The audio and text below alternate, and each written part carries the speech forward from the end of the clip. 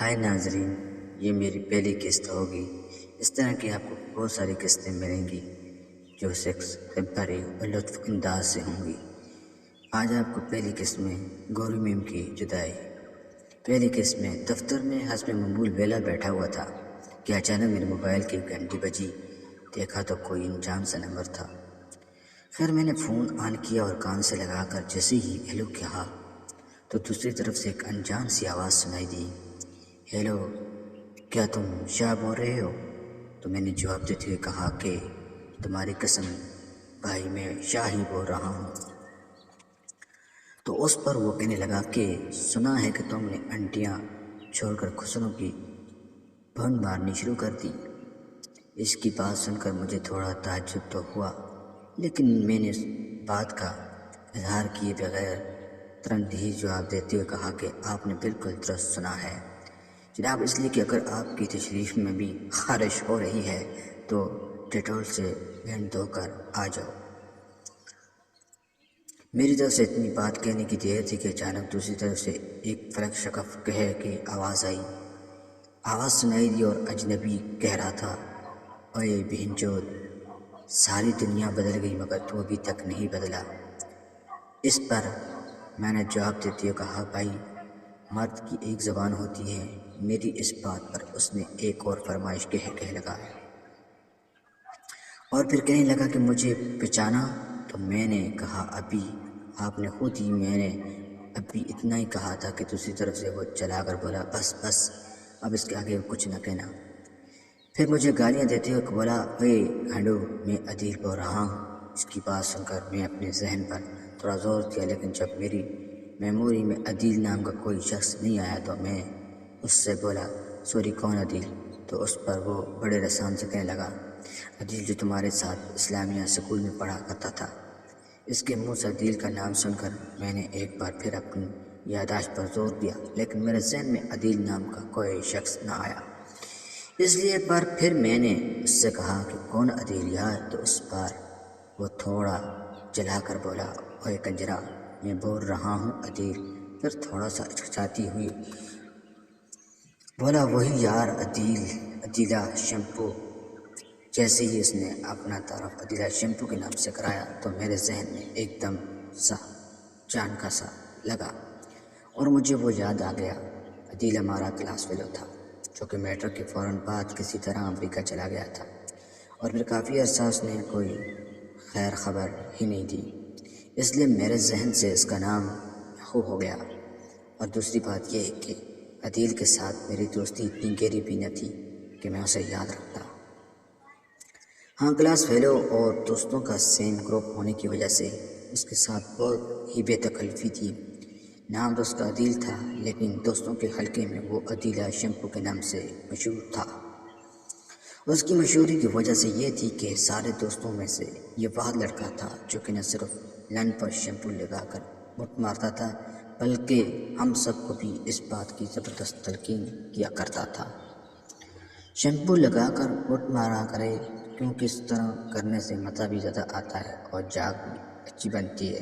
اور یہ تلقین اس نے اس قدر زیادہ کی تھی کہ تنگ آ کر ہم نے اس کا نام بھی عدیلہ شیمپو رکھنا چھوڑ دیا، عدیلہ شیمپو رکھ چھوڑا تھا۔ چنانچہ عدیل کو پہچانتے ہی میں نے خوشی سے چیختے ہوئے بولا، اوے گانڈو، تو امریکہ سے کب آیا؟ اور پھر اگلی ہی سانس میں اس سے کہنے لگا، اور سنا وہاں کیسی گوری میم کی چاٹی، یا پھر وہاں بھی شیمپو کا ساتھ مٹھی مارتے رہے ہو؟ میری بات سن کر وہ بڑے فخری لہجے میں کہنے لگا، تو چاٹنے کی بات کر رہا ہے؟ تیرے بھائی نے تو گوریوں کی جی بھر کے چوپے بھی لگوائے ہیں۔ دوستو، جیسا کہ آپ کو معلوم ہے کہ مجھے چوپا لگوانے کا بہت شوق ہے، چوپا، اور وہ بھی گوری میم کا۔ چنانچہ اس کے منہ سے گوریوں کے چوپوں کا سن کر نہ جانے کیوں میرے دل میں حسرت کی ایک طویل لہر سی دوڑ گئی اور میں خواہ مخواہ جل کر کباب ہو گیا۔ اور پھر اسی حسرت زدہ لہجے میں اس سے بولا، کتنی گوریوں کو چوپے لگوائے ہیں؟ تو وہ کہہ لگاتے ہوئے کہنے لگا، بے شمار۔ پھر تھوڑا وقفہ دے کر بولا، تجھے سب بتا دوں گا مسر شاہ ستوری۔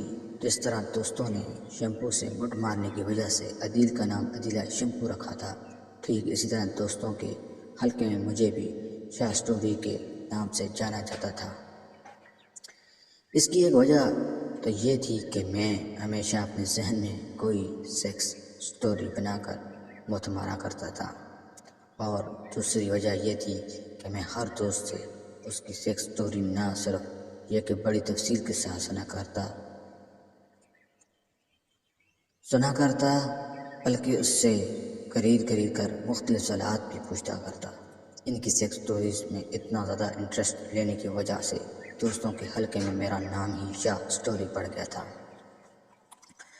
وہ ہنستے، اور سچی بات تو یہ ہے کہ دوستوں کے اس دور کی دوستوں کو منہ سے سنی ہوئی وہ گرما گرم کہانیاں بعد میں سیکس اسٹوریاں لکھتے ہوئے میرے بہت کام آئیں۔ ہاں، تو میں کہہ رہا تھا کہ جب میں نے عدیل شیمپو سے یہ پوچھا کہ تفصیل سے بتا کہ اب تک کتنی گوریوں کو چوپے لگا چکے ہو، تو وہ آگے سے ہوئے کہنے لگا، فکر نہ کر شاہ جی، میں تجھے پوری تفصیل سے ساری اسٹوری سناؤں گا۔ پھر مجھ سے شکوہ کرتے ہوئے کہنے لگا، یار مجھے پاکستان آئے ہوئے 10-15 دن سے زیادہ ہو گئے ہیں، لیکن ابھی تک ایک بھی حرامی مجھ سے ملنے نہیں آیا۔ وہ اس پر میں نے اسے جواب دیتے ہوئے کہا کہ سالے، تم نے کون سا آنے کی اطلاع دی تھی؟ تو وہ جواب دیتے ہوئے بولا کہ اطلاع کیسے دیتا، میرے پاس تو کسی کا نمبر ہی نہیں تھا، اور اب بھی بڑی مشکل کے ساتھ مجھے قادرے سے تیرا نمبر ملا ہے۔ اس کے ساتھ ہی وہ مجھ سے کہنے لگا کہ یہاں کر پرانے دوستوں سے ملنے کو بڑا دل کر رہا تھا۔ اس کی بات سن کر میں نے اس سے کہا کہ اچھا یہ بتاؤ کہ تمہارا وہی گھر ہے نا؟ وہ میری بات کاٹتے جلدی سے بولا، نہیں یار، وہ تو ہمارا کرائے گا کچھ ہی فاصلے پر واقع، میں چھٹی کے بعد تم سے ملنے آؤں گا۔ تو اس پر وہ بولا، چھٹی کے بعد کیوں؟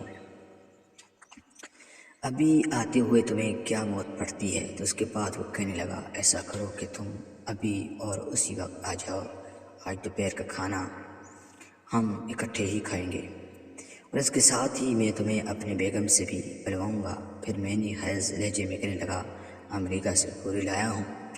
گوری میم کا نام سن کر پتہ نہیں کیوں میرے جسم میں ایک سنسی سی دوڑ گئی، اور میں بڑی حسرت کے ساتھ بولا، اس سے ملنے کا کیا فائدہ یار، بھابھی تو انگریزی بولتی ہوگی، اور تمہیں تو معلوم ہی ہے کہ اپنا ہاتھ شروع سے انگریزی میں تنگ نہیں، بلکہ بہت ہی تنگ ہے۔ میری بات سن کر وہ کہنے لگا، مجھے سب پتہ ہے یار، لیکن تم انگریزی کی فکر نہ کر کہ تیری بھابھی کو اردو بھی آتی ہے، بس جلدی سے آنے والی بات کر۔ اور اتنی بات کرتے ہی اس نے فون رکھ دیا۔ عدیل نے تو فون بند کر دیا، لیکن اس کے منہ سے گوری میم کا نام سن کر پتہ نہیں کیوں میرے جسم ایک عجیب سا پہچان برپا ہو گیا، اور میری آنکھوں کے سامنے پیلو موویز میں چوپے لگانے والی اور ساری کی ساری گوریاں گھوم گئیں جن پر میں سچے دل سے عاشق تھا۔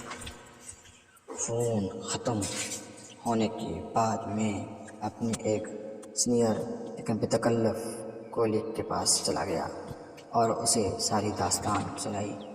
میری بات سن کر وہ کولیگ، جو کہ میری حرکات برائے سیکس سے بخوبی واقف تھا، پہلے تو بڑے غور سے میری طرف دیکھا، پھر سنجیدہ لہجے میں بولا، تمہارے چہرے کی لالی اور آنکھوں کی چمک بتا رہی ہے کہ تم اپنے دوست کی بیوی گوری میم کو پیلو مووی والی گوریوں سے ملا رہے ہو۔